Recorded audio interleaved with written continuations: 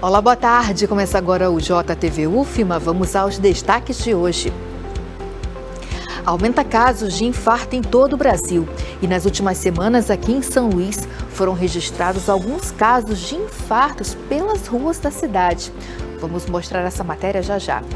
Eleições na UFMA. A Rádio Universidade promove série de entrevistas com os candidatos. A reitora aqui da nossa universidade e a nossa TV marcou presença também. Copa do Mundo de Futebol Feminino. Prefeitura de São Luís decreta ponto facultativo nos órgãos municipais em dias de Jogos do Brasil. E no quadro Sala de Entrevista, vamos abordar como a pandemia impulsionou o mercado do e-commerce. O nosso telejornal está no ar.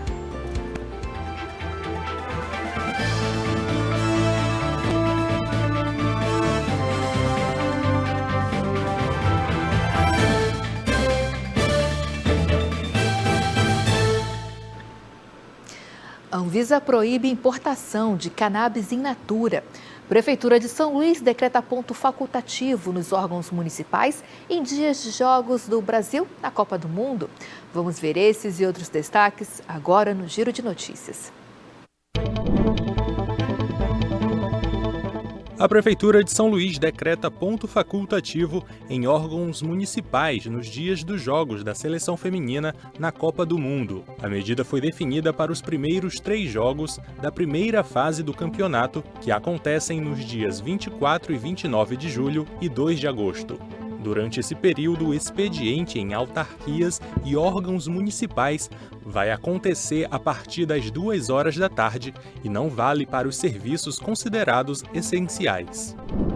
A Agência Nacional de Vigilância Sanitária, Anvisa, informou que a partir desta quinta-feira não vai conceder novas autorizações nem comprovantes de cadastro autorizando a importação da planta cannabis in natura, partes da planta ou flores. De acordo com a nota técnica da Anvisa, a regulamentação atual dos produtos de cannabis no Brasil não inclui a permissão de uso de partes da planta, mesmo após o processo de estabilização e secagem ou nas formas rasuradas, trituradas ou pulverizadas.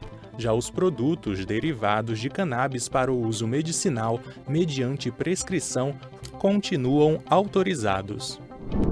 Os estabelecimentos e centros comerciais da Grande Ilha, que abrangem as cidades de São Luís, São José de Ribamar, Passo do Lumiar e Raposa, estão autorizados a funcionar em horário normal no dia da adesão do Maranhão à independência do Brasil, que será comemorada na próxima sexta-feira, dia 28 de julho. As empresas que optarem por funcionar no feriado deverão realizar o pagamento das horas trabalhadas com acréscimo de 100% sobre o valor da hora normal, uma vez que o trabalho nesse dia é considerado extraordinário. Além disso, deverá ser paga uma gratificação no valor de R$ 40 aos funcionários convocados.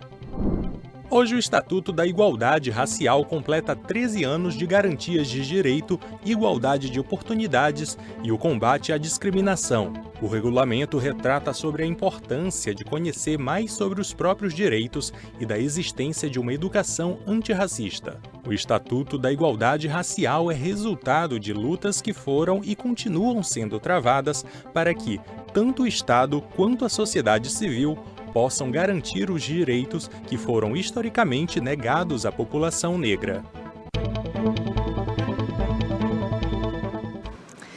Agora um alerta muito importante para a sua saúde. Nessas últimas semanas, alguns casos de pessoas infartando no meio das ruas aqui em São Luís têm chamado muita atenção. Inclusive, para os problemas de coração, principalmente.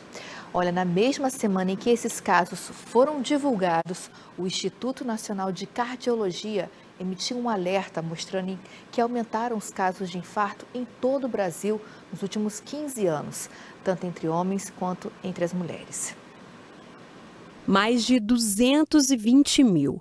Esse número se refere à quantidade de pessoas que perderam a vida, vítimas de infarto, somente este ano no Brasil. Por dia, mais de 650 pessoas. Criado pela Sociedade Brasileira de Cardiologia, o cardiômetro traz um panorama das mortes por doenças cardiovasculares no país. De alguma forma, é como se a sociedade tivesse anestesiada para a gravidade da doença. sabemos do problema, sabemos as causas, sabemos o que precisamos fazer para tratá-los, mas estamos numa certa inércia. E essa é uma batalha da Sociedade Brasileira de Cardiologia para a redução desses eventos. Em uma conjuntura local, 4 casos chamaram a atenção no último mês na capital maranhense. No dia 6, um idoso sofreu uma parada cardíaca enquanto caminhava. Um policial militar que estava próximo ao local prestou os primeiros socorros e conseguiu reanimá-lo até a chegada da SAMU. 4 dias depois, no dia 10 de julho, um homem não identificado sofreu um infarto na Avenida 10 do Maiobão. Dia 13 de julho, o tenente-coronel do Corpo de Bombeiros, Marco Pio, de 40 anos, morreu durante uma partida de futebol. Já no dia 18 de julho, outro idoso teve um mal súbito e foi encontrado já sem vida dentro do carro. A SAMU trabalha em um esforço contínuo para salvar vidas. A primeira coisa que nós teríamos que fazer para socorrer alguém que esteja com dor torácica, entendendo que aquela dor torácica seja uma suspeita de um possível infarto, de uma síndrome coronariana aguda. Partindo do pressuposto do suporte básico, é chamar ajuda, porque a gente sempre entende que aquele paciente pode ter um desfecho ruim e só uma pessoa não consegue socorrê-la. Então, chamar ajuda. Ligar para 192 se tiver, vamos dizer assim, um serviço de atendimento móvel de urgência, tentar tranquilizar aquela pessoa da melhor maneira possível, se a pessoa estiver consciente, né? Ou se realmente, assim, se for numa situação em que a pessoa não consiga ter um atendimento prontamente no local onde ela esteja, tentar o deslocamento para uma unidade de saúde mais próxima possível. As doenças cardiovasculares são as principais causas de morte no país. O Instituto Nacional de Cardiologia aponta que entre 2008 e 2022, o número de internações por infarto aumentou. Entre os homens, a média mensal passou de 5.282 para 13.645. Uma alta de 158%. Entre as mulheres, a média foi de 1.930 para 4.973, um aumento de 157%. O cardiologista chama a atenção para os fatores de risco. A hipertensão, o diabetes, o colesterol elevado, o tabagismo, a própria história familiar precoce, ou seja, alguém que tem na família pessoas muito jovens, abaixo de 55 nos homens ou abaixo de 65 nas mulheres que tiveram infarto agudo do miocárdio, e também outros fatores que estão mais relacionados ao estilo de vida. Então, indivíduos sedentários, indivíduos com sobrepeso, obeso, indivíduos também com alterações do comportamento mental, ou seja, pacientes muito ansiosos, pacientes deprimidos. O infarto é uma emergência e os cuidados médicos imediatos são imprescindíveis. Forma de atendimento precoce para aquele paciente infartado que chega numa emergência, seja ela pública ou privada, e que tenha o tratamento adequado no menor tempo possível, porque isso salva vidas. Tem o carro, o transporte para levar mais rápido, mas liga, porque às vezes é só uma orientação. Olha, pode, se tiver um AS em casa, dê o AS, ela já toma algum remédio desse tipo, desse remédio. Os médicos reguladores também orientam nesse sentido. É nosso papel também do SAMU fazer isso. E a gente reforça isso até porque isso é muito importante. Com certeza, orientações importantes que você viu nessa matéria. E vamos relembrar, né, gente? Saúde em primeiro lugar, exercícios físicos, alimentação saudável, cabeça também sempre em dia. Olha, amanhã, dia 21 de julho, a comunidade acadêmica aqui da UFMA vai escolher o novo reitor e também vice-reitor ou reitora, vice-reitora aqui da nossa universidade. A escolha se dará por um processo de consulta pública. E hoje, durante todo o dia, a Rádio Universidade está exibindo uma série de entrevistas com os candidatos e a candidata a cargo de reitor ou reitora. Vamos conferir. A Rádio Universidade FM está promovendo uma série de entrevistas com os candidatos à reitoria da UFMA. A sequência de apresentação foi definida em sorteio e, em ordem alfabética, a TV UFMA ouviu os candidatos oferecendo tempo de fala igual a cada um. A pergunta feita foi a mesma, porque o senhor ou a senhora deve ser eleito ou eleita reitor ou reitora da UFMA. O nosso desejo de ser reitor da UFMA é que nós temos uma vasta experiência de 3 mandatos de pró-reitor, 1 mandato de vice-reitor, assim como temos 29 anos, de muito trabalho e dedicação à nossa instituição. Além disso, nós apresentamos na nossa candidatura um programa de gestão com 283 propostas factíveis e que realizaremos nos próximos 4 anos, caso a comunidade nos dê o voto de confiança. Eu devo ser reitora da UFMA porque nós temos um projeto coletivo mais inclusivo, participativo e democrático da Universidade Federal do Maranhão. Nós queremos uma universidade descentralizada, que apoie a cada campi e que crie equidade entre as diferentes áreas do conhecimento e entre os diferentes setores, segmentos da universidade. Na nossa gestão, nós queremos priorizar a internacionalização, porque nós acreditamos que a internacionalização vai dar uma nova visibilidade à nossa universidade. Atualmente, eu sou candidato a reitor e me encontro numa situação como única possibilidade real de mudança na nossa universidade, de transformação, de respeito, de dignidade, uma política sem medo e principalmente uma política de valorização de todos os segmentos, técnicos e técnicas, docentes e discentes. Por isso, o momento agora é de esperança. Vamos juntos com Luciano para reitor em 2023. Momento de transformação também é momento de mudança, portanto, como única opção de mudança de fato real, Luciano. Eu estou candidato com o nosso propósito de levar a universidade entre as 40 melhores do país. Nós temos muito que melhorar e que muitos avançar. Então a minha candidatura justamente é cuidar dos funcionários, valorizar os técnicos administrativos, professores, ter uma ação transparente para buscar um melhor ranqueamento da universidade em nossa região. Então, nosso compromisso, nosso propósito é cuidar das pessoas, cuidar dos técnicos administrativos, professores e discentes também. Então, com isso, eu conto com a colaboração de todos. A consulta prévia vai acontecer nesta sexta-feira, dia 21, das 8 às 22 horas, de forma online, por meio da plataforma SIGA-A para os alunos e SIG-RH para professores e servidores da UFMA. A apuração começa logo após o encerramento da votação e será transmitida ao vivo pelo canal da UFMA no YouTube.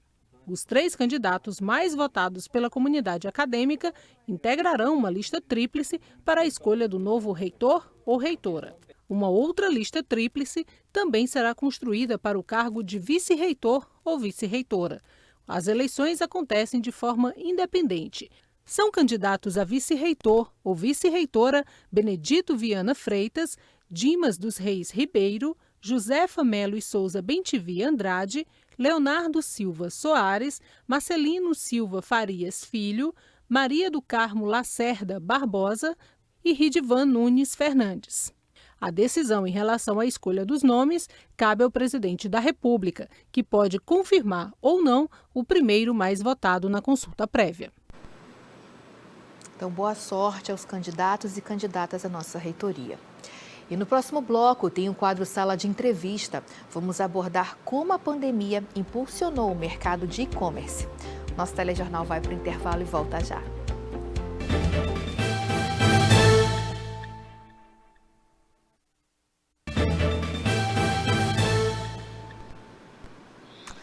Olha, gente, a pandemia reforçou uma prática de comércio que traz muitas vantagens.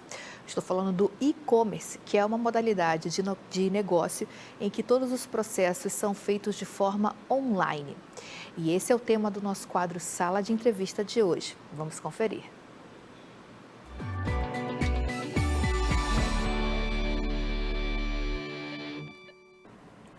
Durante a pandemia, um tipo de comércio cresceu e se popularizou no mundo todo, o e-commerce, ou seja, os negócios que se estruturam o processo de venda pela internet. Só no primeiro semestre de 2022, o comércio eletrônico atingiu a marca de 118,6 bilhões de reais no país, uma alta de 6%.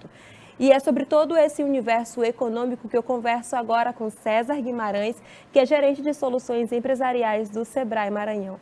Boa tarde, César. Para a gente começar, eu queria saber se esse percentual é de fato significativo e como é que o mercado se comportou durante todo o ano de 2022. Boa tarde, Luísa. Agradeço aqui a disponibilidade, em nos receber para falar de um tema muito importante e que, de fato, é relevante, né? A gente confirma aí essas informações com base nos números, né? E podemos observar que a pandemia, de fato, é um divisor de águas nessa temática. E aí, só para aprofundar um pouquinho mais essas informações, observamos aí um crescimento de mais de 700%, né, de faturamento das empresas em comparação com o período pré-pandêmico. Então, é um tema muito relevante e que movimenta muitas estratégias de qualquer negócio. E os pequenos negócios também devem estar atentos a essas movimentações. E aí a gente fala agora sobre as transações financeiras. Eu tenho percebido que o uso do dinheiro em espécie caiu. Isso de fato se confirma? Eu queria saber como é que as transações se comportaram desde a pandemia até aqui. Houve uma mudança? Houve uma mudança muito grande, né? A circulação do dinheiro, a moeda em espécie, né? A moeda em papel, ela vem caindo, né? E isso também se dá pelo fato de incremento de novas tecnologias. Então, é importante frisar que, além do movimento de vendas, de comércio eletrônico, que já está sendo substituído pelo comércio digital, né, onde a gente tem a inteligência artificial também fazendo intervenções nesse mercado, né, substituindo a intervenção humana, né, essa tecnologia também faz com que a moeda em espécie física, ela aos poucos diminua a sua circulação, né, sendo substituída pelo Pix, por cartões digitais, né, por plataformas de vendas online que também tem ali uma espécie de moedas eletrônicas. Então, tudo isso é um contexto que deve ser observado, né, e o empreendedor ele deve estar atento e buscar, claro, conhecimento a respeito dessas movimentações. E aí, nesse mundo digital, tem o marketplace, né, que virou tendência também durante essa pandemia, que chegou até aqui. Eu queria saber se o marketplace, para você explicar um pouquinho para os nossos telespectadores o que de fato é, e se o marketplace é uma oportunidade, uma alternativa para quem está começando. É uma grande oportunidade, a gente já adianta, né, aos empreendedores que estão aqui nos assistindo, até mesmo para aqueles empreendedores que querem iniciar ali um negócio, é uma grande oportunidade, porque você elimina aquele custo inicial de alguma tecnologia, de ter que elaborar alguma plataforma, algum site, onde você teria ali um custo alto, né, para elaborar isso. Então você elimina esse custo e você pode se associar a uma grande plataforma, o marketplace é isso, né, de vendas, né, e esse marketplace também, como eles têm metas, eles ajudam esses empreendedores a chegar a consumidores até então não atingíveis. Então é muito importante que o empreendedor, primeiro, conheça como que se dá o ingresso da sua empresa nessas plataformas, conheça a política de participação, como é que se dá a venda, como é que se dá o relacionamento com esse consumidor, né? Quais são as formas de venda e que ele, a partir desse conhecimento, que ele de fato ingresse nessa grande possibilidade de aumento e incremento de vendas. A gente está falando do mundo digital, do e-commerce, do marketplace, como eu bem falei agora, como você nos explicou, e a gente está trazendo vantagens. Eu queria saber as desvantagens, e a atenção que esse consumidor e quem vende também tem que ter nesse mundo. Bom, é importante destacar, né, isso, porque ali você está lidando com um consumidor que está ávido pelo seu produto, né, e que se houver algum ruído nesse processo de venda, né, o consumidor ele pode lhe acionar judicialmente para, né, eventuais falhas. E aí o conhecimento é muito importante. A gente, no Sebrae, quando dá a orientação ao empreendedor, nós frisamos bastante, com bastante ênfase, que ele primeiro se prepare para ingressar nesse mundo digital. Coloque isso no seu planejamento, preparem as pessoas que vão, né, estar nessa interface com o digital, né, com a plataforma, né, e que isso esteja devidamente posicionado dentro do seu planejamento. Não adianta o pequeno empreendedor ingressar nesse mundo se ele não estiver preparado para lidar com essas adversidades. Então, colocar isso no planejamento é fundamental. E aí, para a gente finalizar, eu queria saber então como é que ele se prepara e como é que o Sebrae ajuda esses empreendedores. Bom, primeiro dizer que o Sebrae também está nesse mundo, né, atendendo seus clientes, seus empreendedores de forma digital, através das nossas plataformas. Nós temos um grande portal EAD, onde prestamos aí cursos, orientações, consultorias, também nesse meio digital, né? Basta os clientes acessarem o site do Sebrae, www.sebrae.com.br, e lá você vai encontrar um grande portfólio, né, que ajuda esse empreendedor, e esse empreendedor que ainda não tem uma empresa de fato, mas que já vende de maneira informal ou que quer ingressar nesse mercado, a se preparar. Colocar isso no planejamento é fundamental, como eu falei, né? E existem várias ferramentas que esse empreendedor pode usufruir através do Sebrae e de outros parceiros para fazer com que, quais são os próximos passos, né? Colocando isso no seu planejamento e, claro, né, tendo resultado. César, eu queria agradecer a sua participação aqui na nossa sala de entrevista. Muito obrigada. Eu acho que foi aí fundamental para os nossos telespectadores. Nós que agradecemos e colocamos o Sebrae à disposição. Obrigada. Eu conversei com César Guimarães, ele é gerente de soluções empresariais do Sebrae Maranhão. A gente fica por aqui. Obrigada, Luísa. Obrigada também ao César Guimarães pelas dicas. E o nosso telejornal fica por aqui. Para rever nossas entrevistas, reportagens e quadros, basta acessar o YouTube e o Instagram da TV UFMA. Acompanhe também o resumo com as principais notícias do dia no programa Destaques JTV UFMA, às 18h30. Uma ótima quinta-feira para você.